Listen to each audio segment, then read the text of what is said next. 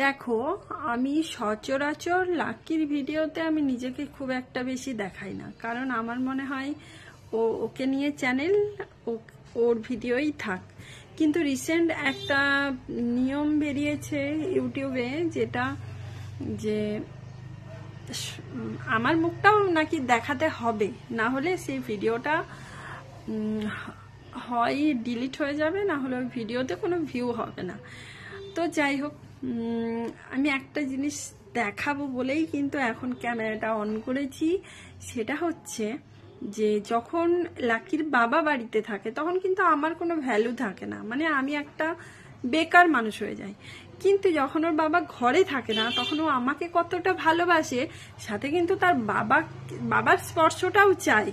যে কারণে মানে যে জিনিসটা আমি সচরাচর সবসময় দেখতে থাকি, তোমাদের তো আর দেখা সম্ভব নয়, আমি না দেখালেই তোমরা দেখবেই বা কি করে, সেই জন্য আমি দেখাচ্ছি।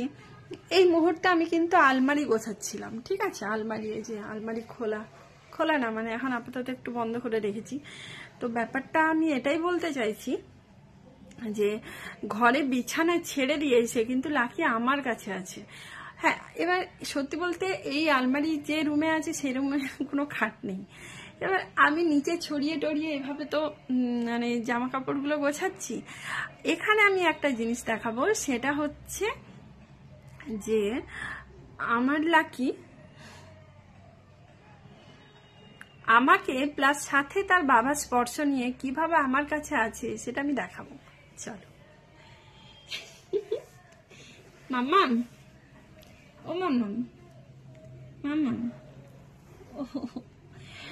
এবার বলি, ওর গায়ে যেটা দেওয়া আছে ওটা কিন্তু ওর বাবার লুঙ্গি, মানে বাবার স্পর্শও চাই। আর যেটার উপরে শুয়ে আছে সেটা হচ্ছে একটা আমার শাড়ি, আর এইটা হচ্ছে আমার চাদর, ঠিক আছে? আমার চাদর আর আমার শাড়ি, এই দুটো জিনিস দিয়ে, দুটো জিনিসের হ্যালো। এবার ওর যেহেতু একসাথে, মানে বাবা না থাকলে মায়ের ভ্যালুটা বাড়ে, আর বাবা থাকলে তখন মা ভ্যালুহীন, মানে মাকে আর চেনে না। কিন্তু আলটিমেট মা বাবাই কিন্তু ওর কাছে সব। তো হয় না, সন্তানদের কাছে হয় বাবা নয় মা, কেউ না কেউ একজন খুব প্রিয় থাকে। আবার মা না থাকলেও হয় না, কিন্তু বাড়ি ফিরে কিন্তু সবার ফার্স্টে আমরা সকলেই আর কি মাকে খুঁজি। মা যতই মারুক বকুক, মা তুমি কোথায়, মা তুমি কোথায়, কিন্তু আমরা মানে সকলেই করে থাকি। তোমরা নিজেদের সাথে ম্যাচ করে দেখো, কথাটা মিলবে।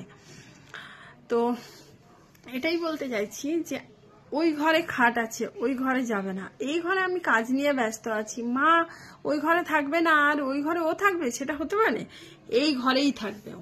এই যে বাবার লুঙ্গির ও ঢাকা, আর আমার চাদর ওর তলায়। মানে আমি একটা জিনিস বলতে চাই,